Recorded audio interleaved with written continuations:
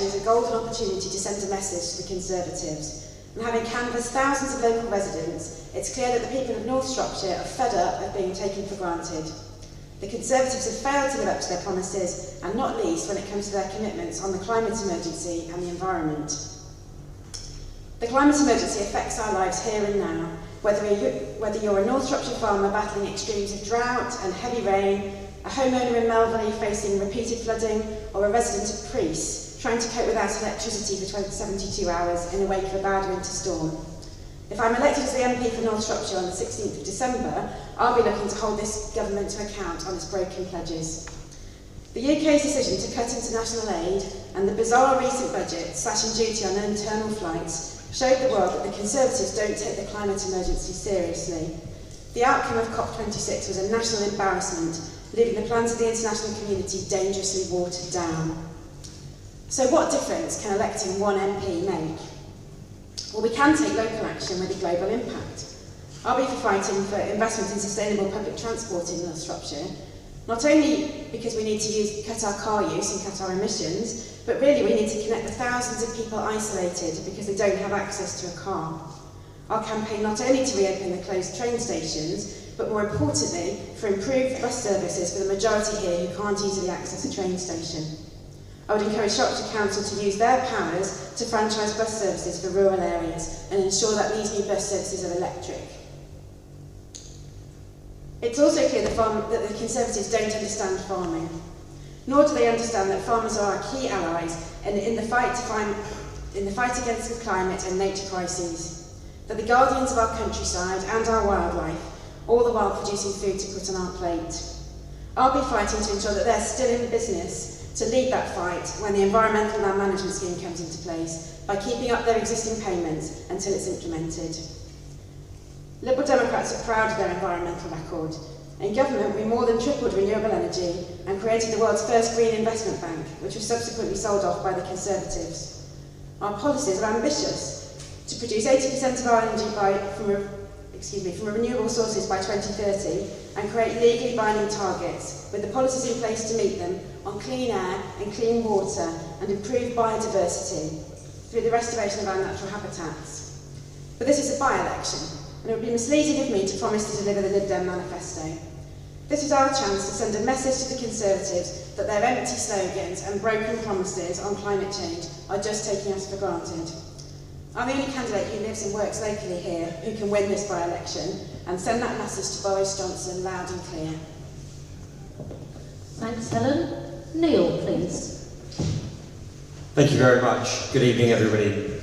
Slightly unusually, I'm going to start off by paying tribute to another candidate who is sitting alongside us today. Someone who's done a great deal for raising the issue of climate change in North Shropshire, and that, of course, is Duncan. And it's important to acknowledge that it has been the Green Party over recent years who have made inroads on both the town and the county council here in Oswestry. And it's clear that the issue of climate change is something that resonates very strongly here. It's an issue which affects us all, and as a father of a young son, it's an issue that I am personally invested in, so we have to get it right. And whilst there have been positive steps forward, there is still much more work to be done. And I want to see a world in which we clean up the air we breathe, we restore our natural habitats, and we increase our biodiversity. And that's why I believe that when we look back, we will see that the historic agreement that was reached in Glasgow was the beginning of the end of climate change. The beginning, but certainly not the end. And along with this Conservative government, if elected, I want to work tirelessly to achieve that goal. We mustn't forget that the Glasgow Pact, of course, was the first ever global agreement in which every country signed up to phase down coal power and to phase out inefficient fossil fuel subsidies. It provides a commitment to help developing nations tackle climate change, and of course it keeps the 1.5-degree goal alive. And since the UK took over the presidency of COP in 2019, we've seen the percentage of the global economy committing to net zero increase from 30% to 90%, and I think that's a record to be proud of. And all of this is reflective of the Conservative government's record in protecting the planet and building back greener. You know, we've used the freedoms, having left the European Union, to be able to pass the landmark Environment Act, which tackles plastic pollution and cements our position as a world leader on the environment.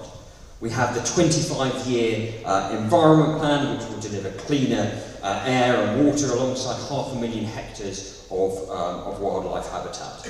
And we've been working with our farming communities so that they can continue farming productively but sustainably in the future. You add on top of that the £80 million for the Green Recovery Challenge Fund, which will deliver over 90 projects on 600 sites and commits to trebling tree planting during the course of this Parliament.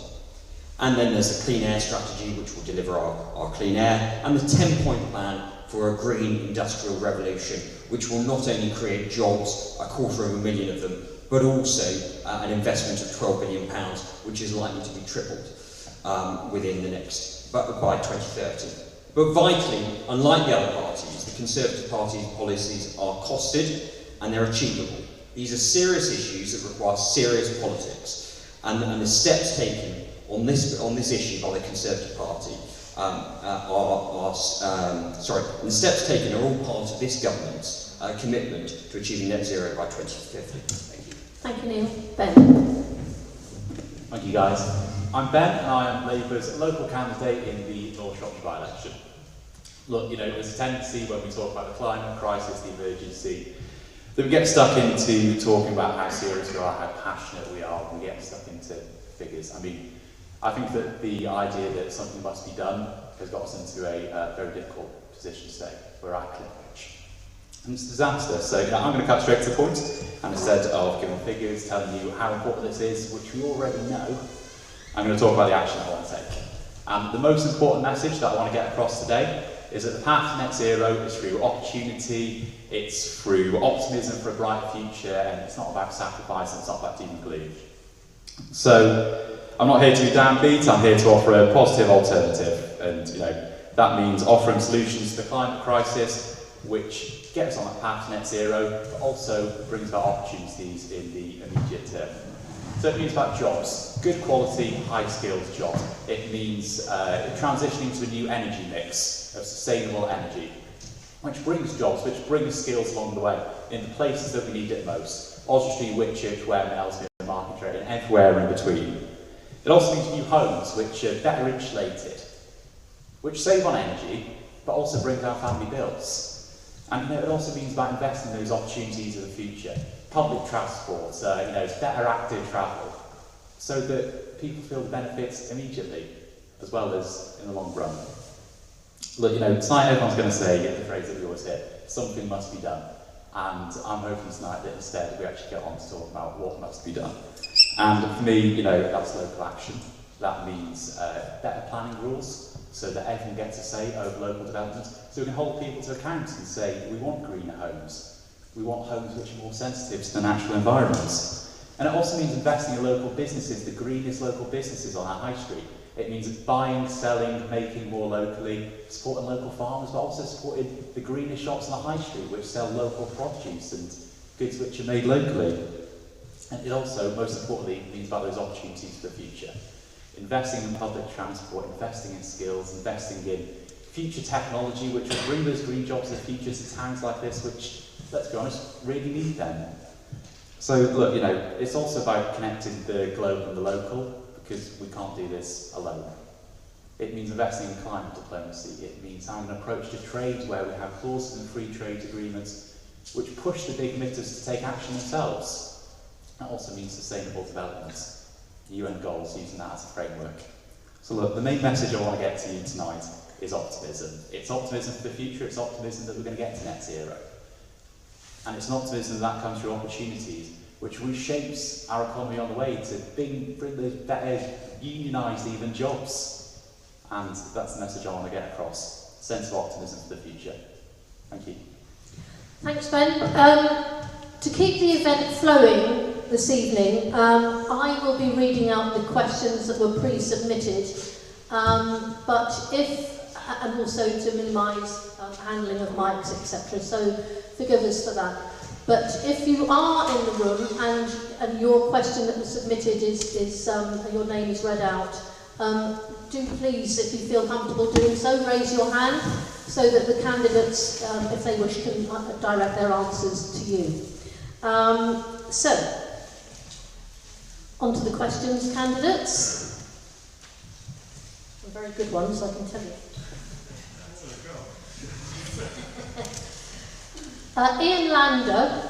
Ian is in the room. Thank you very much, Ian, for your question, which is, in view of the UK's minimal contribution to greenhouse gas emissions, 1%, should we have a moratorium on the headlong plunge into wind and solar photovoltaic, open up the North Sea new gas fields, and fund a national research body manned by STEM-trained staff to look into truly reliable energy sources, for example, nuclear fusion?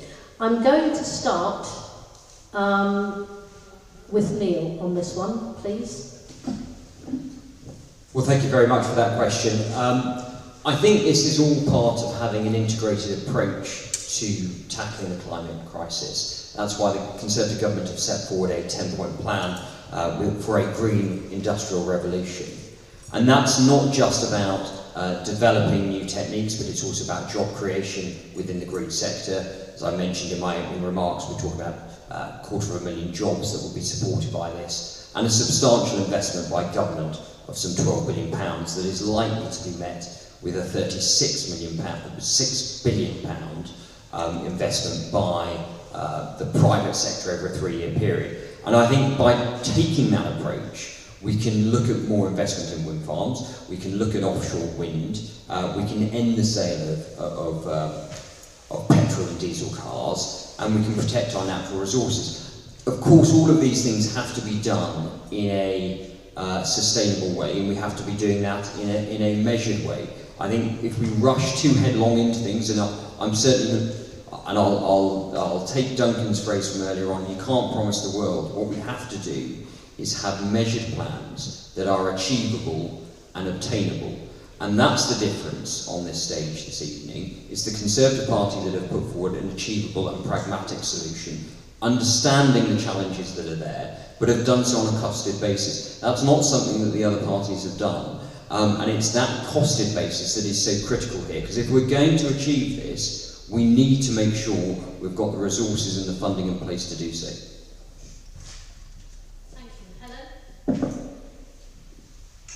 Hi, thanks for the question. I mean, I think we need to be showing global leadership on climate change, and I think saying that we're not the major part of the problem and continuing to invest in oil and gas in the North Sea is the wrong answer.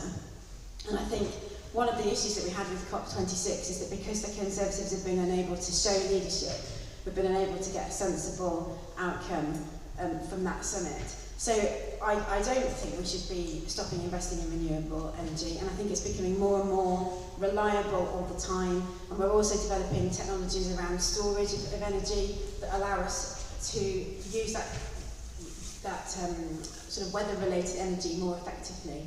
And with regards to things like nuclear fusion, I think it's well worth continuing to invest in them. But you know, nuclear fusion has been the fuel of the future certainly since I was born.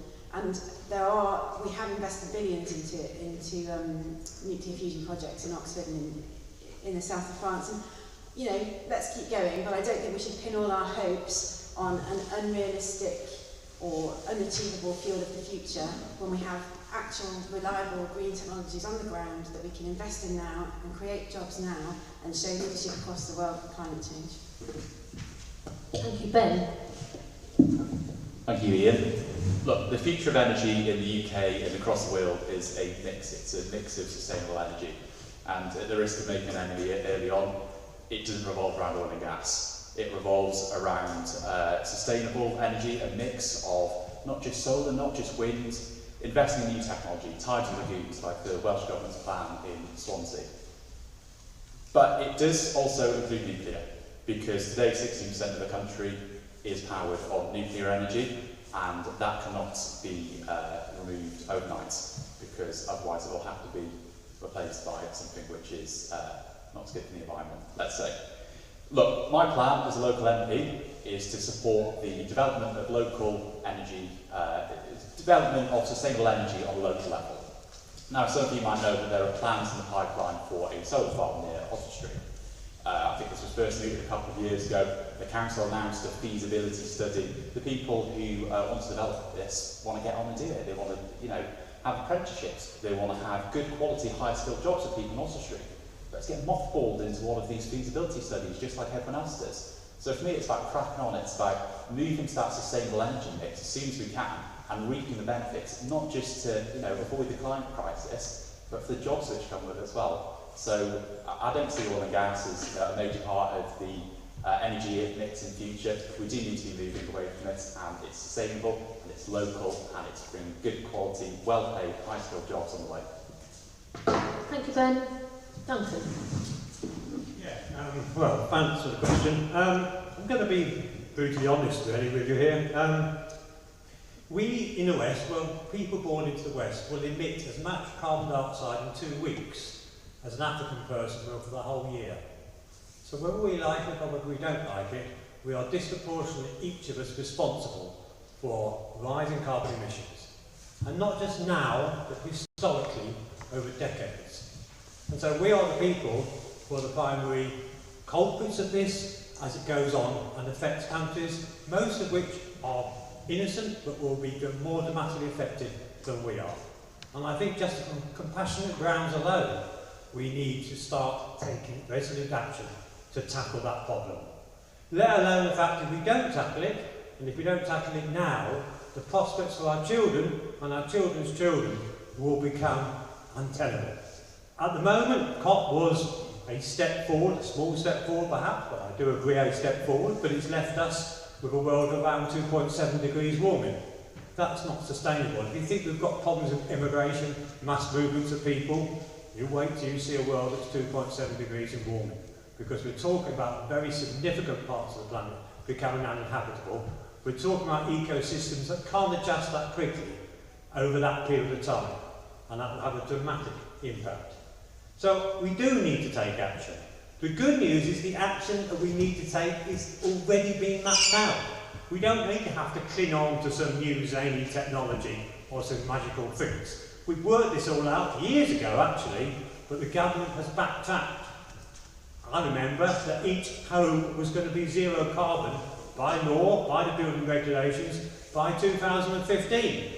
But two parties here pushed that back, and now we're still building homes with gas boilers, which we need to take out in 10 years. That's how far we are away from doing the right thing. We're taking massive steps in the wrong direction. Some people here, say my colleague on the right here, wants to build a North West Village road for Shrewsbury and dual the road to Oswestry and carry on road building. Thank you, Duncan. So, we haven't got time to do that. We do have to take action. It is important. We have the moral obligation. Thanks, Duncan. This question is from Jude Goff. Jude, I know you're in the room. Jude asks, we clearly need to continue multiplying the use of clean, sustainable electricity. Storm Arwen has and still is causing devastation.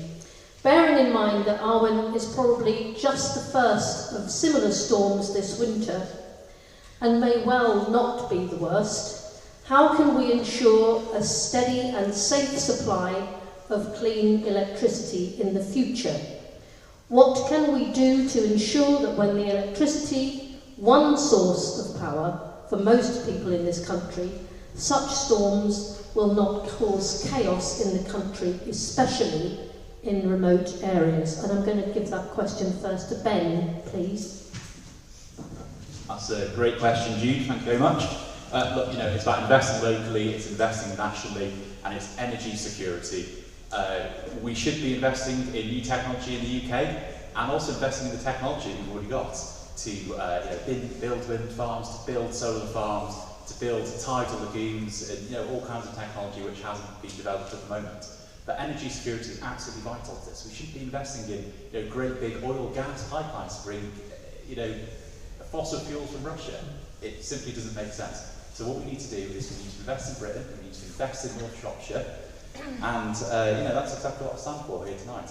Because as I've been saying all along, the answer to the climate crisis is bringing new, good opportunities, fresh and exciting opportunities on the way. Because there's incredible potential here to improve all of our lives in the immediate term, in the medium term, in the long term. So, Storm Arwen, it's a bit of a wake-up call really, isn't it? And, it shows that we do need to invest in energy security and local energy and really make the most of this, this transition. Thank you, Ben. Neil. Thank you, Jude. Very good question, and it's an issue that affects all of us. In fact, I was speaking to someone in the space sector a few days ago, and he was making a very interesting point of using solar energy from space and what it can do. You've got transmitters and batteries on the ground, which can be covered by trees, so you've got the development of planting more trees, but also the absorption of energy that can deliver large reserves of renewable energy. And that's just an example of the innovative approach that we're seeing from, and this was a company in the UK, the innovative approach we're seeing from companies in the UK to deliver more sustainable energy. But of course, it is absolutely vital we're looking at alternatives. As Ben says, we need to be looking at the security issue of achieving that. And of course, we've seen the detrimental effect where we're not doing so.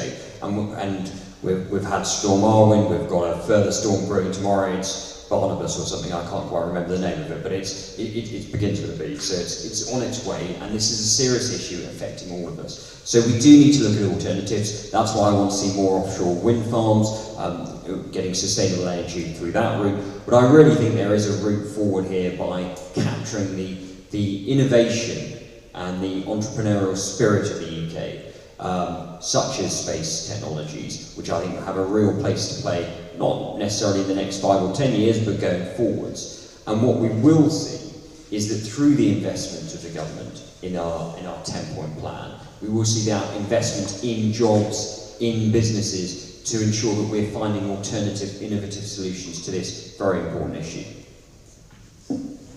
Thank you, Neil. Duncan. Yeah, I think it was Quasi-Quartain who said last week that we must prepare for more extreme events. You obviously knew about the storm last week and the one tomorrow. I was at a Shropshire Council meeting last week where we had a report on flooding and said that by 2050 you expect 27% increase in severity. That will overtop the Shrewsbury flood defences. They're about 5.5 metres. This would be regular 6-metre floods. And that will have catastrophic impacts right the way down the River Severn. So we are facing a changing climate, and it's happening now. What can we do about in terms of electricity? I think we need a better mix of generation. We've tended to go with very large offshore wind turbines because people didn't think people wanted to have smaller wind turbines closer to them. But the danger of that is if they're catastrophically hit, the whole power goes off because you haven't got a diverse means of generating electricity. We failed, for instance, to get a hydroelectric scheme on the Severn at Shrewsbury. Engineering-wise, it was absolutely fine, but the government's programme was so difficult to comply with, and the timescale was so ridiculous that they couldn't get the application in. They should have got that application in. But above all, everything, we could do a lot more to insulate our homes. There's millions of homes that haven't even got loft insulation, for goodness sake. I'm 60 now. My first job was to look and put loft insulation in homes back in 1978. And I could do that job now. There's no grants for it anymore, but because there are millions of homes, leaky, poorly insulated, people suffering from hypothermia. The best things we can do is to start a massive programme, generate huge amounts of jobs, put in wall insulation in, floor insulation and roof insulation. Then you find it much more feasible to heat it with renewables. And that's just such a no-brainer. I just can't understand why we've had to wait, 40 years in my case, for that to be implemented. Thank you, and Helen. Thank you. I think the question was about resilience and electricity supply in the event of a serious storm. And we saw last week with Storm Arwen how serious it can be in what probably wasn't the biggest storm we've ever seen. So there were certainly villages in Priest and Hadnall where they were without power for well over 72 hours. So that's why last week I co-signed a letter to Quasi-Quartain to look at building resilience for rural communities in instances where power goes down, because it is going to become more and more frequent, as we know, as the climate crisis worsens. So there are lots of things we can do, but we need to be encouraging power companies to have better backup plans to deal with serious storms, whether that's laying more cable underground rather than having it running over the tops of hills. And we need to have realistic options in rural villages, because sometimes the power is going to go off in a bad storm, and we need to have realistic plans to make sure that the people in those villages are safe when that happens. So someone I know who's 87 was without power for 72 hours, and that's really serious. We all know what that means. If you're old, you can't see where you're going, you probably can't use your phone, you can't cook, you're cold. These are very serious issues, and they're going to become more and more of a problem. So we need to look at the plans we've got in communities to make the power supply that we have more resilient. And I think that's a separate question to how can we generate more renewables. So it's about looking after communities, empowering them when their lights go off. In Priest, the lady who runs the post office set up in the community centre food and warm drinks and food for people who'd lost their power, and that's fantastic. But we shouldn't just be reliant on community efforts, we should have plans in place for those people. Thanks, Helen. The next question is from Gary Churchill. I don't know if you're in the room, Gary. Thank you for your question.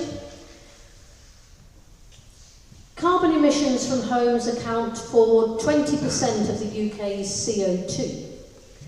But new houses being built in North Shropshire are still being fitted with gas boilers, and the government's Green Homes scheme was abandoned earlier in 2021, having improved only 47,500 homes nationally against a target of 600,000. If you were elected, how would you tackle the huge problem of ineffective insulation and inefficient polluting heating systems affecting so many homes in North Shropshire and the UK? And I'm going to ask you, Helen, to take that first, please. Thank you. I think you probably stole my first line, which is about the government failing to effectively insulate British homes. And if we look at CO2 emissions from homes, actually insulating our existing housing stock is the single most important thing we can do. It will provide jobs and it will reduce our energy use. So it is the single most important thing we can do, and it's vital that we bring that back and administer it competently. I think the issue with the scheme that the government had was that it was just basically incompetently administered. So that's the first thing. We need competent government to get those homes insulated. I think the second thing is around new build housing. When we were in coalition, houses had to be built to a zero carbon standard, and the government subsequently dropped that target, and we desperately need to bring that back for new build housing, and we should be going for an initial zero carbon target and then improving those building standards to become passive houses. But you know, most of this is about home insulation. There's no point fitting air source heat pumps to a drafty, badly insulated home, so we need to get the insulation right first before we go into the newer technologies that can deliver the reductions that we need. Thank you, Helen. Ben, please. Thank you very much, Gary. Look, you know, this is all about new technology. This is about investing in communal heating, as we're now starting to see in the big cities, and it's now bringing this to the towns and the villages. What this means is that if you have new housing estates, which are close together, we're talking about terraces, semi-detached, that kind of thing, you can invest in communal heating systems. Of course, it means also investing in heat pumps. It also means investing in technology which is in its infancy at the moment. So bringing those good new jobs on the way, the high-skilled ones, the well-paid, the apprenticeships, all that kind of thing. But it also means greener homes more generally. And the big way that we can get greener homes more generally is to get people to have a say. I really strongly believe that we need stronger planning laws so that people have more to say over the homes which are being built in their area. So that people can look at the plans, they can look at the plans of how they're going to be insulated, how they're going to be fitted, how they are sensitive to the local environment, and people can have a say on whether they want these homes in the area and whether or not they're happy with the way they're being built. And look, more jobs in line now with house building. It's also, what we've got to remember here is that electricity is not itself clean. It's not all right to just move to, you know, heat pumps and electric boilers. We need to make sure that energy itself is clean. So, you know, we can't have new coal mines in Cumbria. We can't carry on, you know, bringing in oil from Russia. We've got to invest in sustainable energy in the UK. You know, solar farms near Oswestry, wind farms, and, as I've said a few times, tidal lagoons. So look, you know, this is again about enjoying the transition and having greener jobs as we make greener homes. Thank you, Ben. Neil, please. Thank you very much, Gary. And an excellent question. And that's why this government has launched the heating and building strategy. That has committed £3.9 billion to decarbonise our homes and buildings to assure that's how we're going to deliver net zero by 2050. And what we've seen is a commitment by the government that we'll be phasing out new gas boilers by 2035. That's supported by a grant of £5,000 for low carbon emission systems, heating systems. That is part of an initiative to support people moving to a lower carbon emission lifestyle. And it's all part of an overall strategy by this government. And what we've seen, and I think it's important to look at the record of this government, since 2010, the UK's greenhouse gas emissions have dropped by just under a quarter. It's dropped from 600 million tonnes of carbon dioxide to about 450 million tonnes of carbon dioxide. And what we've also seen, in combination with that drop in the use of greenhouse emissions, we've seen an increase in renewable resources by up to 40% of our generation. And it's that combination of approaches that is going to make a difference. Of course, as Duncan, as Ben have alluded to, we need to make sure we've got insulations in homes so we're being more energy efficient. But fundamentally it comes down to putting the infrastructure in place when we're building new homes and in our older homes to ensure that we're able to live a more sustainable lifestyle. Thank you, Neil. And Duncan, please. It's a good question. Something I've pondered early in my life. I used to manage programmes of council houses, hundreds of thousands of council houses, and trying to improve the energy efficiency of those. So it's something I know a little bit about from my experiences there.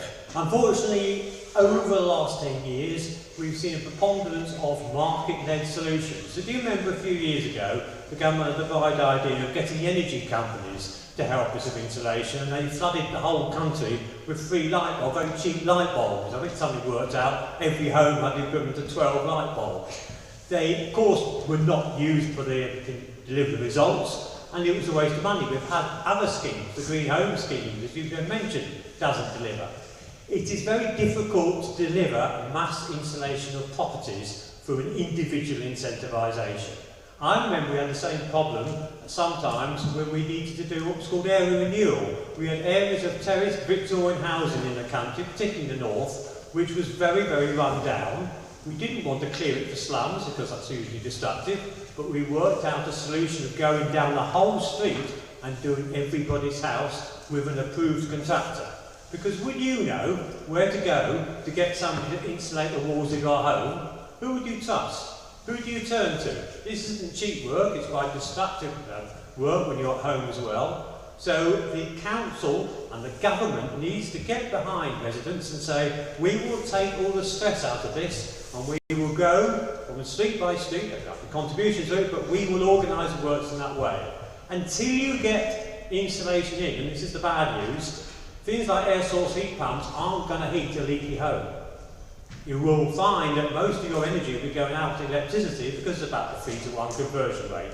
So for each unit of warmth you put in, you've got to put 1/3 of that in as electricity to generate the system. That works well in a well-insulated home. It will not work well in a poorly insulated home. And most of us, by any European standards, live in very poorly insulated homes. We're in a poorly insulated room this evening, and we're feeling the effects of that, aren't we? But that's what these people are like in people's homes. So that's the key issue here, is insulation. Thank you, Duncan.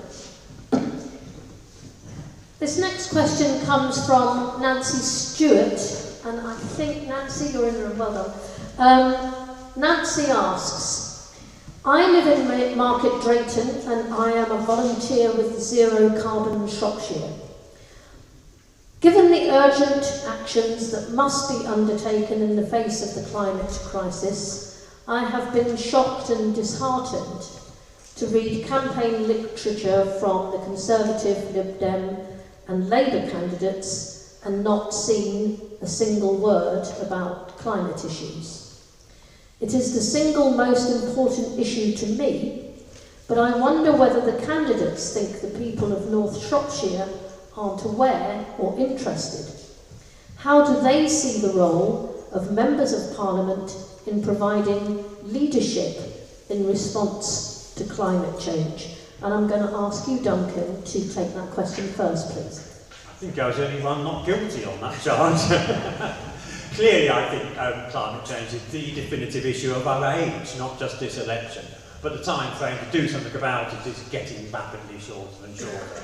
But what I think we need to offer you is concrete proposals and actions. I think the time of talking about it and saying this is dreadful or we've got this new technology has long gone. What you want to hear now is what we're actually doing to get more buses so people can use their cars, to get better insulation for homes, as we've talked about, and to get better means of communities coming together so we're not overlined. And therefore we have to start thinking about the role that fossil fuel companies are playing in this. We saw COP, what wasn't mentioned was the huge dominance of fossil fuel companies in that process, and they haven't got an agenda, I'm afraid, which is good for climate change. We have to face up to that and their dominance of our economy in this country as well, and we have to work with local groups to find sustainable and effective ways. In North Shropshire, there's huge opportunities in that. We've got great food production in North Shropshire. We could celebrate that, and we could actually help our farmers to become more stewards. They're good stewards anyway, most of them, but to develop more biodiversity on their farms. And this week there was a new agricultural and land use compact signed by many of the leading landowners in the country, which aim to do just that. So we've got many things we can build on. But we've got to start talking and we've got to start doing. A few years ago, with your predecessor, I used to argue, he used to say there wasn't such a thing as climate change. It's just a figment of your imagination. We don't have to talk about it. You sat where you are, and he'd say that regularly. And that guy was the Secretary of State for the Environment, probably. We've sort of moved on from that, and now everybody says, well, apparently they don't say something about it. I thought everybody said something about it, but it's not saying is it going to change chemistry of the atmosphere. It's only actions that are going to do that. It's actions that we need now. Thank you, Duncan. Ben. Thank you, Nancy. First off, I completely dispute the idea that my leaflets don't talk about green issues. They talk about investing in public transport, building the train stations towards the streets, supporting local buses, building train stations elsewhere, you know, Ellesmere, Batchchurch. They also talk about supporting local businesses, buying, selling, making more in our local towns and villages. Look, my leaflets aren't full of green jargon, because that helps no one. My leaflets are about action, because that's exactly what we need on the climate crisis. I talked earlier about this idea of something must be done. I'm not interested in that. You won't get leaflets through the door saying that something must be done. You'll get leaflets from me saying this is what we're going to do to bring green new opportunities in the area through public transport, through supporting our high streets, through supporting our local economy, because that's what I believe in. The politics of opportunity, not the politics of sacrifice. And there's a real good point in this question as well about the leadership that MPs can provide. Look, my job as an MP for North Shropshire would not just be about voting on legislation, it would be about championing our area. It would be about bringing green new jobs, green new businesses to North Shropshire.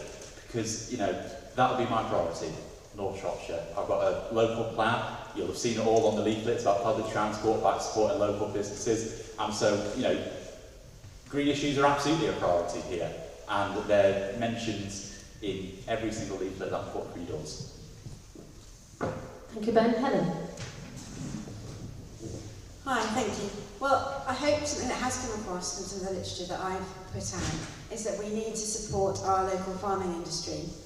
So, our farmers have the highest animal welfare and environmental standards in the world, and at the moment the Conservatives are undermining them by signing trade deals such as with New Zealand and Australia, which don't have climate commitments in them and which allow substandard produce to be brought into this country, and they'll undermine our family farmers, and we can't fight the climate crisis and the ecological crisis without the help of those farmers. So it's really important that we work with them and that we back British farming. The way that I would do that is by working to ensure that Currently, their payment system, which is in place, is being phased out, and a new system, which is coming in 2028 to help them lead that fight against climate change, isn't ready to come in yet. And so there's a risk that our family farmers will go out of business or have to use less environmentally sound practices to keep going in that intervening period. So hopefully what's coming across in my literature is that I'll work with them and make sure they don't go out of business, and they can help us in that fight against climate change, and at the same time show leadership in our international trade deals to ensure that we're not just offshoring our own environmental responsibility. And that's why Tim Farron this week introduced a private members bill to ask MPs to consider the impact of foreign trade deals on our own farming industry, to make sure that we're not undercutting our local farmers with this substandard produce from abroad, and that we're using our global opportunities responsibly so that we don't offshore our climate commitments and our climate responsibility. Thank you, Helen. And Neil. Yeah, thank you, Nancy. I think what's really important is that climate change is such an all-consuming issue. It touches every aspect of our lives. And so that's why I put forward a number of pledges on my campaign literature about supporting our local businesses. Well, that means ensuring that we're getting investment from the 10-point plan and the investment in businesses and jobs that £12 billion will invest. It's about protecting and supporting our farmers. So Helen has touched on ensuring that farming is supported. Well, of course, that's precisely what we've done by leaving the European Union. We've been able to move on from the Common Agricultural Policy well, people may scoff, but what it achieves is allowing us as a nation to develop our own rules, which will allow not only for us to maintain and improve our standards, which are already fantastic, but develop more sustainable farming practices. Our farmers are the backbone of this community. They have done a tremendous job, particularly over COVID, producing the food that has sustained this country. And it's really important to acknowledge how much they contribute to the battle on climate change and the biodiversity piece. But it's, as Ben said, it's about transport, having that infrastructure in place. That's why I had the rail minister down last week looking at reopening the Goulburn to Oswestry line. That's why it's making sure that we've got positive alternatives to taking our car.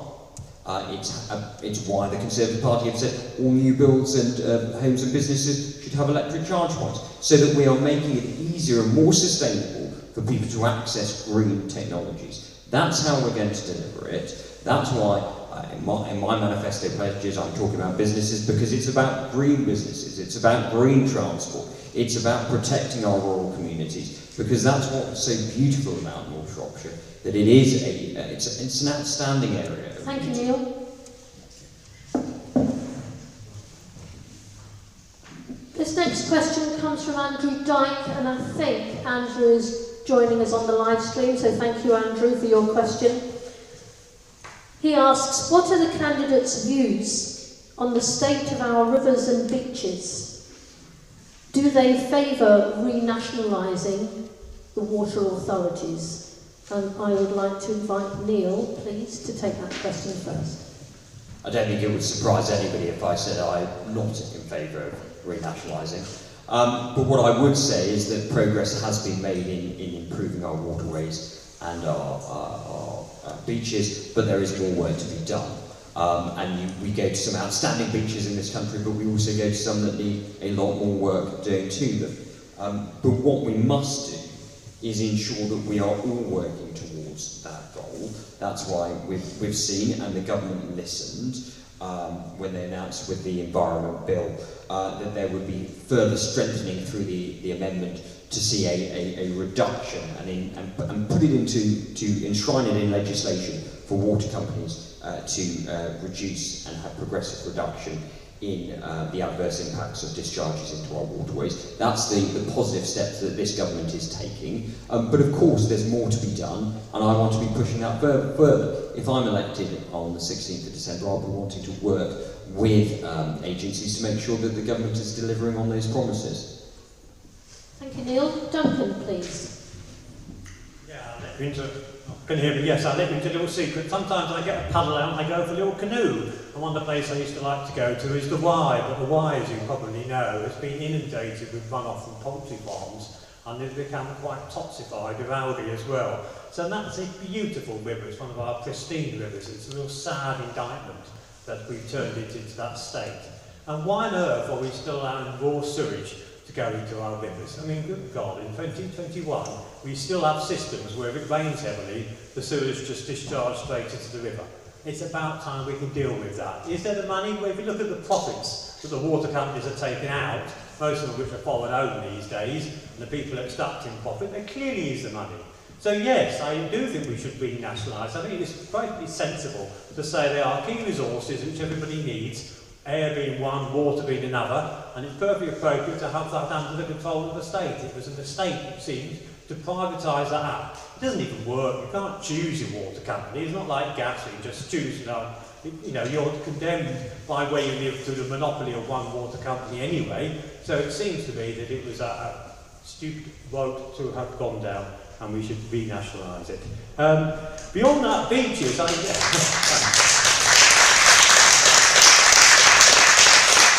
most of the waste I see on beaches is plastics, and I'd say, why on earth are we still allowing single-use plastics? There's so much proliferation. I mean, yes, well, I do litter picks, I'm sure lots of us do litter picks. How long do we have to keep doing litter picks before we move to a society that says, why are we allowing this stuff to be sold, given away in the first place? So I'd want to see a ban on single-use plastics. It's Green Party policy. If people want to have single-use items, there's natural alternatives. You can make forks and knives out of wood, you can use paper bags, all of which are compostable and don't cause the problems on our beaches that we're actually seeing at the moment. So yeah, I think it's a very good question. We really do need to address our water courses. It's the quality of our life. Thank you, Duncan. Helen, please. Well, I looked at some numbers on this, and Severn Trent discharged sewage into the rivers of North Shropshire for 795 hours in total during 2020. So I think we're probably all fairly clear that that's not a great record and that our rivers are in a poor state. I think what we need to say about this is that the Conservatives had an opportunity earlier this year to vote to prevent water companies discharging sewage into our rivers, and they passed it up, they towed the line, and they voted as the government with them. And this is an opportunity at this by-election to vote for an MP who won't toe that line and who will stand up for us and vote not to put sewage into our rivers. You know, if we look at our local environment, it's particularly insulting to our farmers who've been stopped from spreading manure on the fields at this time of year to protect water quality, and then allow a water company to put human waste directly into those rivers. So, you know, we need to do something about it. Liberal Democrats are in favour of taxing water companies when they discharge sewage into the rivers so that they're responsible for providing the funds to clean the rivers up. So we're proposing a sewage tax to tackle this problem. But there's a reality that they've made billions and billions of pounds of profit over the period of time since they were privatised that could have been put into improving the sewage infrastructure so that we don't have this terrible problem of runoff in bad storms that is only going to get worse as the rainfall becomes more intense. Thank you, Helen. Ben, please. Andrew, if you'll pardon that, first off, just want to put a bit of clear water between me and Neil on this one. He said that progress has been made. Unfortunately, I'm afraid it hasn't. He mentioned sewage in particular and the Environment Bill and the amendment which he's proud of. This amendment, what it said was that there had to be less sewage each year in the rivers. It didn't say by how much, so it could be about 10 millimetres, and that's the bottom line here. We need actual action on this, and it's not just about the River Severn, it's also about our meres in Ellesmere, Colmere and the rest. Because let's be honest, these are beautiful places. These should be tourist attractions, they should bring new jobs into the area, but they're not being properly promoted at the moment, and partly, let's be honest, it's because they're not being properly looked after. So, we need more litter picks around the area, we need more money to, fix these town centres which are associated with them. And look, what I'm saying to you is if the meres are cleaner, if the meres are, safer places to be, then it's going to bring jobs in the long run. And, that's exactly what we need. It's not just meres, it's local rivers, like the River Perry and, elsewhere nearby, River Dee. I mean, you know, these places are beautiful places, and we need to do more for them. We need to make them cleaner, we need to make them safer, and we need to make them tourist hotspots, because, you know, I think that Ellesmere is better than Windermere any day of the week. Thank you, Ben. This next question on transport comes in from Henry Thomas. I don't know if Henry's in the room. Thank you very much for your question, Henry. Henry asks the panel, the government has recently announced a 50% cut in domestic flight duty and a large road building programme, and has not raised petrol duty for 12 years, whilst bus and train fares increased by 40% or more. What transport policies do the candidates think are needed to tackle the climate emergency? And I will invite Helen to take this question first, please. Well, as I mentioned in my opening speech, one of the problems that we have in North Shropshire is around public transport, in that there isn't really very much public transport. I spoke to a lady in Trefona last week who basically can't leave the village unless someone gives her a lift. And I know in Oswestry we've an issue not only with kind of regular bus services, but also with taxis and people not being able to get around when they need to. So I'm not particularly in favour of large road building programmes, because I think we could achieve the congestion and emissions cuts that we need to achieve through better public transport. Having said that, I think there are instances where certain communities would benefit, and we need to, if we are going to build a road, we need to do that in conjunction with local communities if they want them. But on the whole, I think we need to focus on public transport, and especially in this county where so many people are isolated because they can't get around in their own car. And you know, it's not just about train stations, it's about buses. Because, for example, if you're in Whitchurch and you want to take your kids swimming, and the pool's been closed, you've got to get a bus all the way into Shrewsbury and out again to go to Market Drayton, which is where the council have recommended you take your kids. It's about a 4.5-hour round trip. So we need to join up our communities with clean electric buses, and we need to empower our local council to commission the routes that we need to connect those local people. And I think then we would see less need for road building. Thanks, Anna. Neil, please. Thank you very much. I think this really requires an integrated approach, and clearly that involves more investment in our public transport systems. There is an absolute lack, and it's entirely inadequate, a lack of connectivity between our market towns and our villages. We need to be putting more investment in bus services so that they're serving the community. It's absolutely ridiculous. If you want to go to Ellesmere from Whitchurch, you have to go to Shrewsbury. It's 3 hours round trip. I mean, it's just balmy. But we need to be doing that in conjunction with measured road building. I do think there is a place for road building. For instance, the A5, I think, is an entirely inadequate route. It is congested. I think it needs to be dualled. That's an important key strategic route between Oswestry and Shrewsbury. But it needs to be done so that we're supporting the greater use of public transport, using green initiatives, having electric buses, diversifying our railways as well, reopening those lines. So there are more options, and we're pushing people away, we're encouraging people away from using their own vehicles, and they're moving on to public transport. That's why the Conservative government have put forward initiatives for new builds to have electric charging stations. I think we need to do more of that, particularly in our rural areas. It's all part of the levelling up agenda to make sure we're getting investment here so that we can make those sustainable changes that are needed here, but are also affordable for people living here. Thank you, Neil. Duncan. Yeah, thank you, Henry. I mean, we clearly need to bear down on flights, particularly domestic flights. What a catastrophic thing to do. At the time you've got the COP in your own country to actually be reducing the airport duty on domestic flights, where there's a clear alternative of the train for those journeys.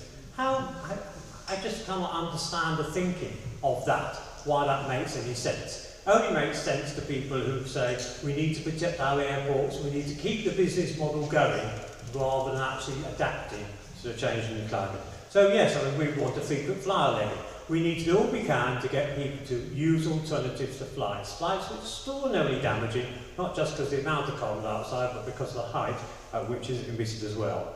We need a massive investment in buses. Shropshire has just put in a scheme for 96 million. It only tells you how bad the situation is that Shropshire needs 96 million. Will he get it? Well, he didn't get any of the levelling up funding, so if he gets 96 pence, I'll be surprised. But that's the scale of the challenge we're facing. And we haven't got a bus on a Sunday, no bus in the evening. The bus service is so degraded that it's stopped being a service entirely.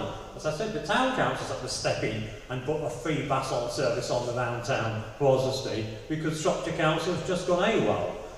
Active transport. Shropshire Council refuses to implement 2020. You might think, well, what's that going to do? When you reduce speeds of vehicles, you make walking and cycling a lot safer and a lot more people will take it up. But we've had flat refusal. Just here at Cheshire, East Cheshire Council has adopted 2020 across all its towns.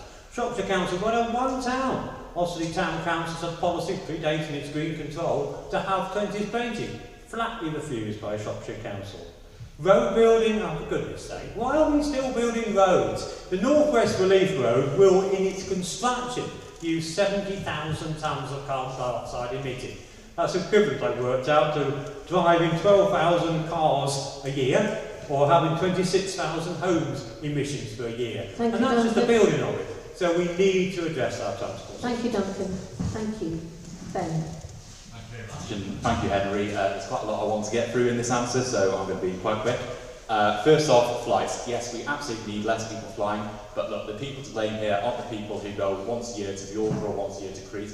The people who need to cut down on travel are people who go to New York for an afternoon's meeting. So what we need to do is we need to encourage alternatives, Microsoft Teams and Zoom meetings and the kind.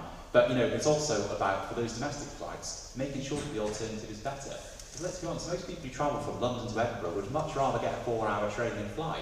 But the fact of the matter is it's cheaper at the moment and it's absolutely absurd. So you have to offer people a better alternative on public transport.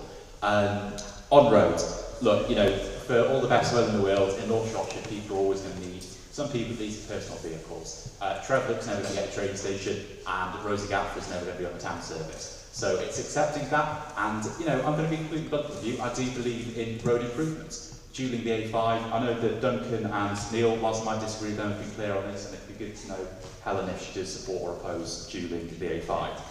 But above all, it's public transport. It's making sure that this is always the better alternative. I used to get the bus every morning when I was living in Oswestry to Shrewsbury to do A-levels at the Shrewsbury Sixth Form. It took about an hour. A drive was probably 25 minutes. So obviously, a lot of people by the end of the year would have learned to drive, got their own car. It's making sure that public transport is a better alternative. Because I'm pretty sure a day save is probably about, £8 now? Obviously, people are going to drive. But the last one is active travel. I don't know if anyone here knows Middleton Road, which connects the Calvin Lane Co-op into the town centre.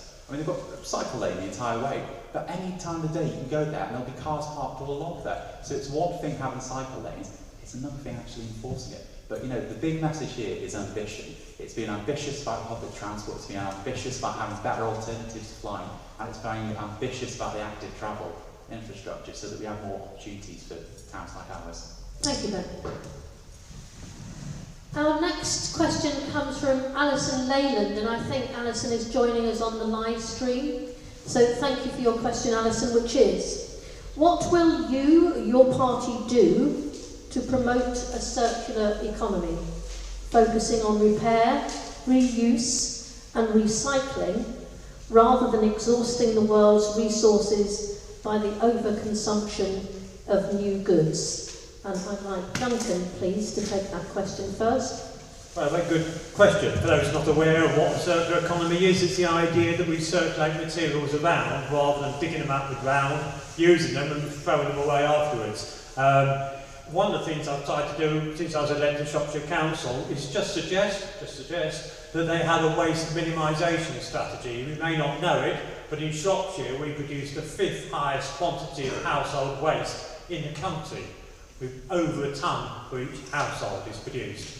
Now, I didn't say what should be in this waste minimisation strategy. Thought that was a bit too dangerous, they probably wouldn't like me making any suggestions. I just said it would be a good idea to have a strategy. Funny enough, they had one 10 years ago, and they just actually no support from these two parties, but the Tories just talked it out and said, we're not having a strategy. We are not concerned about the amount of waste we produce, even though we have to pay for it to be burned or put into the ground, so there'll be money savings as well as environmental savings. So that's one big thing. But beyond that, I think we need to put in a carbon tax, so that when materials are brought into the country, they've got a high carbon load and they're going to be not recycled here, they have to pay a duty on it. So we start to impose obligations on producers to build in the concept of reuse. The Repair Cafe that was running pre-COVID, I know it's just about set up again, hasn't it, post-COVID, is an excellent place where people can learn the skills. But I'm afraid of industry, they like built-in obsolescence. We all know that about the light bulb, don't we? They like the idea that you have to chuck it out and go and get another one. So we do need legislation to compel manufacturers to build in reusable parts and parts that can be maintained. And if you try to maintain a car these days, you realise how difficult that is. Thank you, Duncan. Helen, please. Thank you. Well, I think one of the most important elements of a circular economy is around recycling, and we know that across the UK, the top four of the top 5 councils for recycling are led by Liberal Democrats. So we have got quite a good record on recycling and reusing. In terms of a circular economy, I don't think that that any of the policies outside the Green parties are there yet, to be quite honest with you. But I think we need to focus very much on this idea of not offshoring our problems, of promoting our own environmentally friendly food and meat production here, rather than allowing it to be undercut by foreign competition that's produced to lower standards. And I think we perhaps need to be focusing more on the well-being of people in the economy than on just purely GDP growth indicators. It's something that's been floated in our party, and it's not a formal policy yet, but it's something that I would be quite supportive of. But I think the most important thing we need to do at this election is look at the Conservatives' record on things like recycling and on things like obsolescence and on sewage, and saying to ourselves, are we sending the right message at this election, which is that the government haven't done well enough, and choosing an MP that can fight our corner on those issues. Thank you, Helen. Ben? Thank you very much. Another great question. I mean, obviously we need to be encouraging recycling, but there's much more to it than that for a circular economy. It also means encouraging goods to be produced here in the UK, which can be maintained and can be repaired. And it also means using less, and most importantly of all for me, it means buying, making and selling locally. It means buying, making and selling local goods. It means supporting local businesses. I'm not going to embarrass them and name them today, but in Oswestry alone and the rest of our market towns, we all know the fantastic businesses which make local products, and those are the kind of ones that we need to support. So yes, we need recycling, but this is only a very small part of the circular economy. We need local policies on this, but we also need national ones, and that's the key here. Because for as much as we can recycle, recycling isn't going to get to net zero. We also need to reduce, and we also need to reuse, of course, and that's the key here.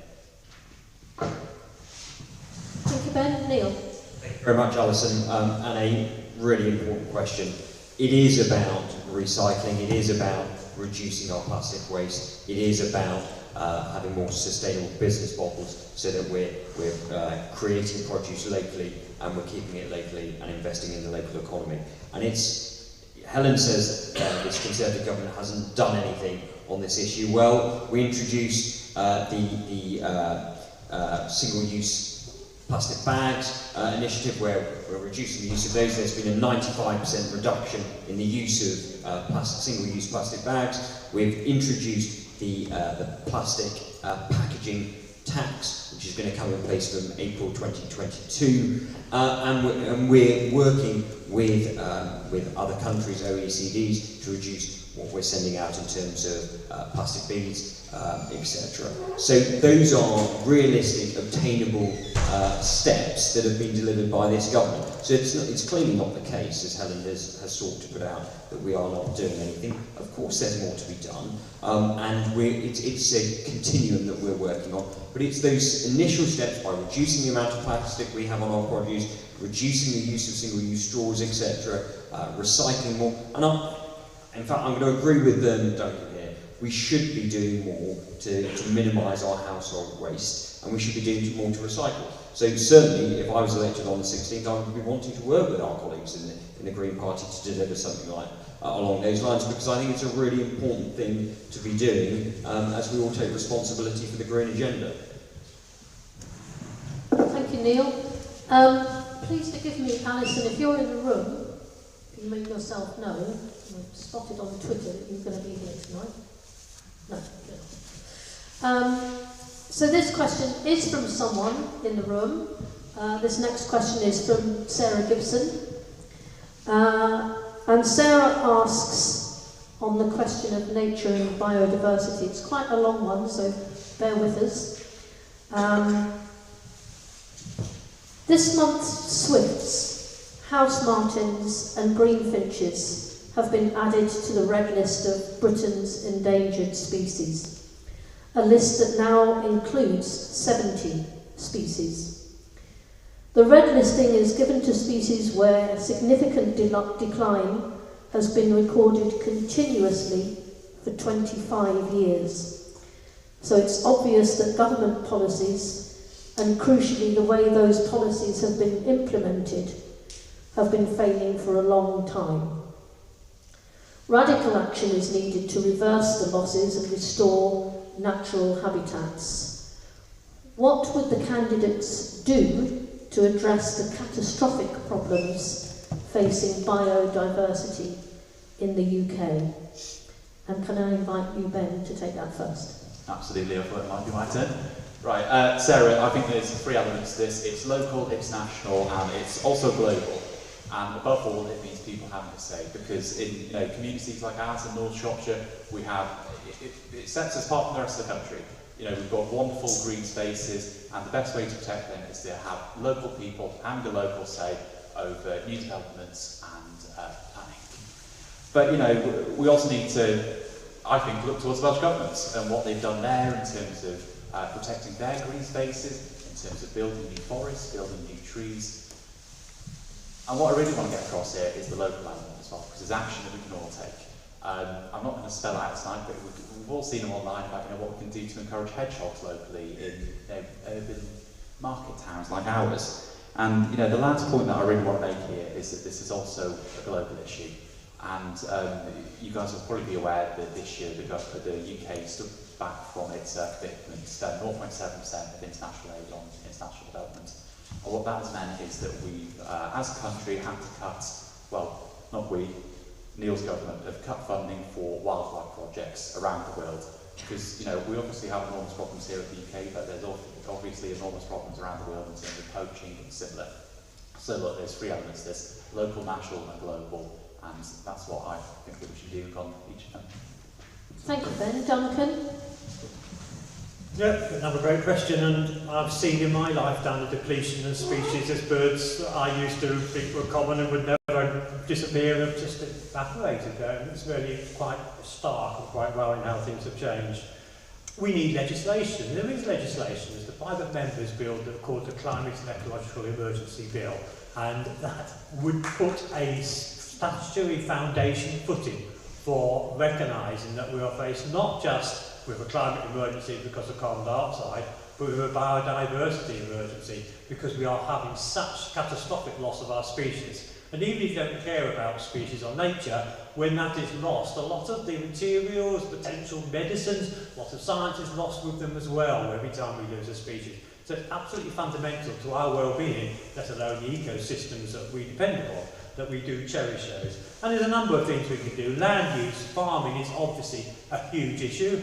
Okay, I wasn't in favour of Brexit, but we have now got Brexit, so there's no excuses now. The government can now come forward with a scheme that does properly protect our countryside and enrich its biodiversity, rather than a continuation of practices which are denuding our soils. Some places they're talking about only having 8 or 10 harvests left in some of the soils, but actually replenishes them and actually introduces practices, permacultural practices, other practices where we can see an increase. And we know that where that has been done, and there's quite a lot of case studies now, that has very dramatically turned things around. So nature's wonderful. Nature can revive if we have the right policies. But then on the local level as well, I think there's desperation. People really want to get involved in this. We saw in Oswestry, Incredible Edibles did quite well, but there's very little interest. But we need the councils and we need other people to come round and give us the support so that we actually take steps in that direction. Enzyme phosphates is another one, scattered around still far too liberally, I feel, and has a fairly dramatic impact on our native flora as well. Thank So you, there's another thing to do. The bill is the most important one. Thank you, Duncan. Neil, please. Thank you very much. Very good question. And of course, we've all got to take our responsibility for us.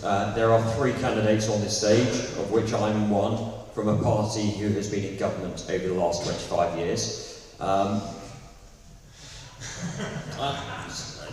know, The next 25 years. You'll have your chance, Duncan. You know, and so we all have to take responsibility. The Liberal Democrats were in coalition. We've had a Labour government for 13 years of that, 25. So, and we've had a Conservative government since 2010. So we all need to take responsibility. But that's why I'm backing what the government has done in recent years. We've had the landmark environment bill. That is ensuring that we've got legally binding targets on air quality. We've got environmental biodiversity projects, and we are launching our 25-year environment plan that involves protecting our local waterways and 500,000 hectares of wildlife. It involves protecting 30% of UK's peatlands by 2030, and of course on top of that we've got the Green Recovery Challenge Fund, which is going to be involving, amongst other projects, rolling out, tripling the amount of trees planted in this Parliament. So those are pragmatic, practical steps that are being taken. Of course there's more to be done. I want to be working with our farmers who are already doing a fantastic job with biodiversity and protecting our environment. But we all need to redouble our effort. I'm not going to sit here and say we've got it perfectly right. We clearly haven't. But neither has any of the other governments that have come before us. We need to work on it. It's such a vitally important issue, and we need to redouble our efforts on it. Thank you, Neil. Helen. Thank you. I think the Conservatives' record is that they were going to plant 30,000 acres of trees a year, and last year they managed 2,200. So a lot of those promises have been broken because they're just empty. The Liberal Democrats support the climate emergency and the ecological bill that's been tabled by Caroline Lucas and co-sponsored by some of our MPs, because it's important to recognise that there needs to be legally binding targets for biodiversity and for the climate crisis, and we're entirely in support of that measure. But we need to remember that 70% of British countryside is covered by farmland, so we can't tackle the biodiversity problem without working alongside farmers. And we are also broadly supportive of the idea of the environmental land management system, which brings in the concept of public money for public goods. So that's essentially using government money to encourage farmers to set aside land to support natural habitats such as peatland, wetland and forestry.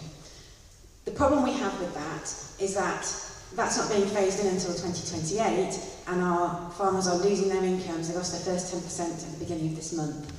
And if our family farmers go out of business before we get to the point where the new scheme is put into place, we don't have anyone to work with to protect the countryside and to improve those natural habitats that promote biodiversity. So it's absolutely critical that we support our farmers in the intervening period until we've got a properly thought out scheme of public money for public goods to restore those natural environments, because as I say, 70% of the UK is covered in farmland and we can't improve biodiversity without working with those farmers to lead the way. Thank you, Helen. So we come now to our final question of the evening, and this comes in from Joe Peakman, who I think is joining us on the live stream. So thank you for your question, Joe. He would like to ask the panel, where do you stand on public ownership as part of a potential solution to the climate crisis? Now, I don't know if you candidates have noticed, but you've all had your fair share of first place, second place, third place, fourth place answers. And as this is our ninth question, so I'm going to revert back to alphabetical order, if that's okay. So I'm going to ask you to answer that question, Duncan. Where do you stand on public ownership as part of a potential solution to the climate crisis? Slightly better than all talking at once, which will be very dreadful. I think we are in an emergency, and in an emergency you're led by the evidence. So I think we need to cast aside previous dogmas about when we thought the private sector was better or the public sector better, and look around the world and see what the living world works. And if it works to bring things into the public sector and to use the powers and levers and the force of the state to do it. If it works to allow private business to run it and then get on with it, do that. But of course, for too long, this debate has been overreached by previous debates over whether it's best to have nationalisation, state control. We haven't got time to run through those very academic debates. We just need to look issue by issue, what is the best way of getting there. I've talked about the mass insulation of homes. We've tried for 10 years to do that through the private sector and builders. We've failed miserably. Still got homes without loft insulation. It's now time to get a more public focus to that.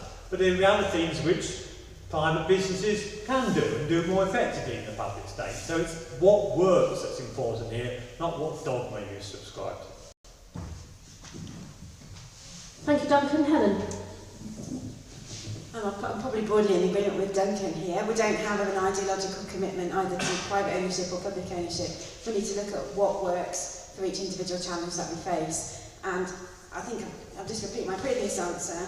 70% of the UK is covered in farmland.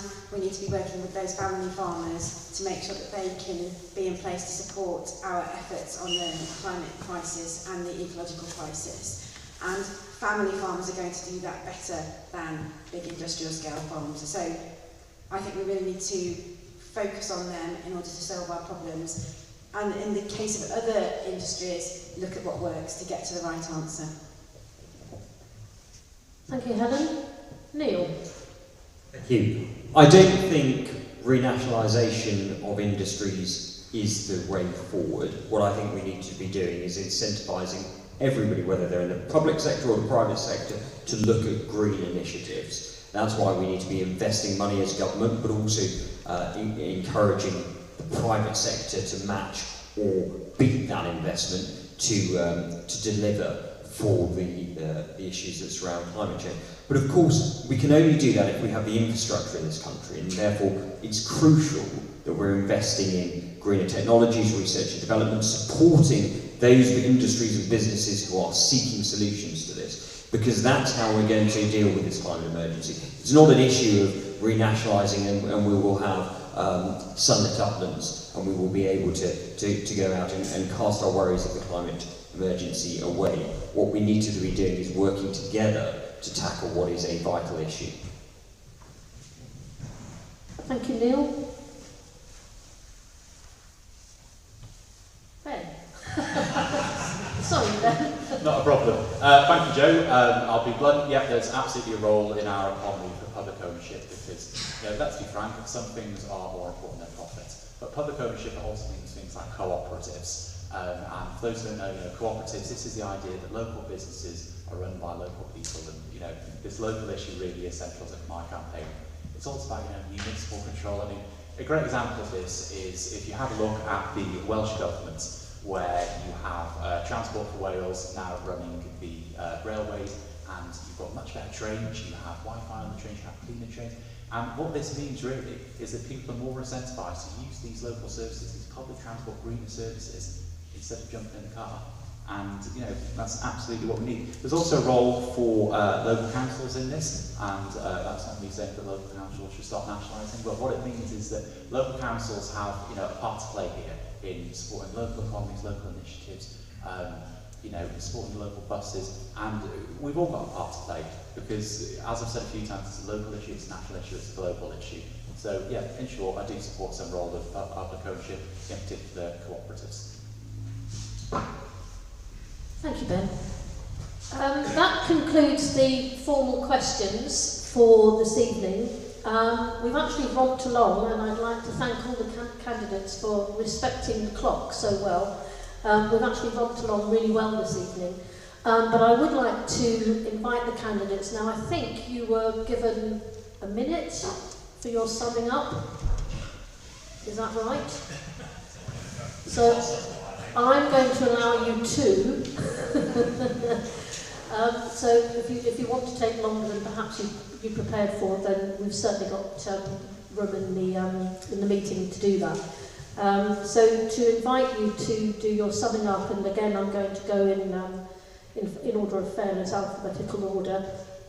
So Duncan, if you'd like to make your closing remarks, please. This is unexpected, but I think we've gone through quite a wide range of issues. I think, and some of the other panelists have been kind enough to recognise this, the Green Party has policies on all these issues and has had policies on all these issues for 10 or 15 years. We may not have been in government, but we've now found the government is talking about the things that we were talking about 10 years ago, and were derided at the time and told we were just foolish people who didn't know what we were talking about. So we do feel that now is the time to recognise that. If you want a party that's actually going to tackle these issues, there is a real huge risk of greenwash. You will get that. You'll get lots of people saying, oh, we do that, we do that, we do that, and they might mean it, but they don't actually do it because it's not their top priority. That's what they say to you. It's a priority, but then all these other priorities, and somehow it never quite gets to the top. But the Green Party is the genuine party that cares for the environment, always has, but it also cares about equality and making a fairer world for all. Because there isn't much point saving the world if we're just going to save it for the welfare of the rich. But you need a world that's safe for everyone. So we haven't talked about it so much tonight. The Green Party has those twin pillars. One, about a sustainable world, but also a world for all, where all can contribute and you're not condemned by the resources your old parents had as to whether you can get a house or not, or where you were born, or even whether you're particularly academically inclined or not. Everybody can contribute and have equality in our society. So I think that's enough for me. Thank you very much, Duncan. Helen.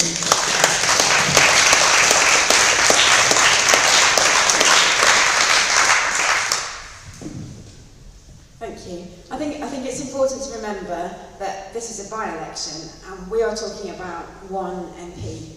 So I could run through Lib Dem policies on the environment, of which I'm very proud, but I can't promise you to implement them as a result of this election if I'm elected on December the 16th. This election is about sending a message to the government that we think that their promises are empty and that they have taken us for granted for too long. And it's an opportunity to elect somebody who's going to listen to the people locally and fight the issues that matter locally for North Shropshire. So what I'm proposing to do is say, let's look at the issues that face North Shropshire at the moment. In terms of climate emergency, they're around public transport, they're around supporting our farming industry so that it can move to lead the world in the climate emergency and in environmental standards. And it's about encouraging greener practices across the county, so using our land more wisely in terms of microgeneration. So this is our real opportunity to say to the government, enough is enough, you've taken us for granted, let's choose an MP who's going to listen to local people and fight their corner. Thank you, Helen. Neil. Thank you very much. Well, of course, and I think there's one consensus that we've had on this panel this evening, that we all recognise that this is a vitally important issue, and it's something that we all have to take ownership for. It is the Conservative government that has really pushed forward the Green agenda, and I pay tribute to Duncan and the Green Party, who have been banging the drum for it for a number of years, but it has now become a mainstream issue in politics. I'm sure Duncan would say we could go further, but we have taken significant strides forward. What I would say, and with the greatest respect to Helen, she set out that a vote for a party other than the Conservative Party would be a protest vote and would send a bloody nose to Westminster and to the Prime Minister. But of course, that doesn't achieve anything. She said she has no control as a single MP to influence anything. That's different if you vote for a Conservative Member of Parliament working with a Conservative government. And I'm not going to profess that I am the world expert on climate change, but what I am is I'm listening. What I want to do is listen to everybody in North Shropshire and be a strong voice and advocate on their behalf. That's the role of a Member of Parliament, that's the role of a hard-working constituency Member of Parliament, and that's what I'm seeking to do. And it will be working alongside the government in a pragmatic and cooperative way that we will be able to deliver on these promises. And yes, I want to see them go further. Of course I do. But we need to take small steps to begin with in order to make that journey. Thank you. Thank you, Neil. Ben. Thank you. I mean, if there's one word that I wanted to get across tonight, it's optimism. It's optimism for the future. And it's because I really strongly believe that our path to net zero is not through sacrifice, it's through opportunity. And I'm going to be completely bluntly honest, one day I honestly do believe that we are going to meet net zero. We might not be on track at the moment, we might not be on track for as long as Neil's government are in, might not be on track for as long as Helen's party supports Neil's government, as they did previously, but we are going to meet net zero. And there's two reasons for this. Firstly, young people. Speak to young people today, hear how passionate they are about reaching net zero, avoiding the climate crisis, and the opportunities that we're going to get along the way. But also the fact that we have 4 candidates here from, let's be honest, the 4 main parties in the UK who are agreed that we do need to get to net zero. Look, I truly believe that in 30, 40 years the world is going to be a lot brighter place than it is at the moment. And it's not just because we're going to avoid the climate crisis, it's because we're going to have those new opportunities along the way. And that has to start at the local level. It means investing in public transport, bringing the railway back to Oswestry. It means a new energy mix, which means investing in technology and bringing jobs to Oswestry, but also market-rated when, Whitchurch, elsewhere. It means investing in greener homes. It means giving people more say over their local natural environments. And that absolutely has to start locally. And I'm a local candidate in this campaign, and that's the plan that's brought forward. Thank you. Thank you, Ben. So that concludes this evening, ladies and gentlemen. On behalf of 0 Hour Shropshire, I would like to thank all of you candidates for coming along to Oswestry on this chilly Monday. Helen, Ben, Duncan and Neil, thank you so much. Thank you to our questioners for your very thought-provoking questions, and I'm sure that you'll have agreed that there were some very thought-provoking answers too. So thank you for coming, and thank you to our audience on live stream for viewing. We wish you all a safe journey home, and the last thing that I would say to you is don't forget to vote on the 16th of December. Thank you. Thank you, Jules, for chairing it so well.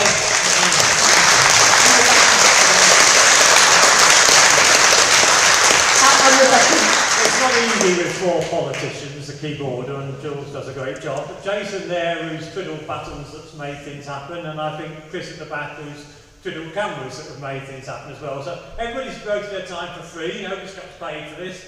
I don't even know who's paid for the hall, to be perfectly honest. They might want some money, I don't know. But just recognise that this event only happens because a number of people are prepared to do the hard work and put themselves forward for practically no reward. So thanks to them.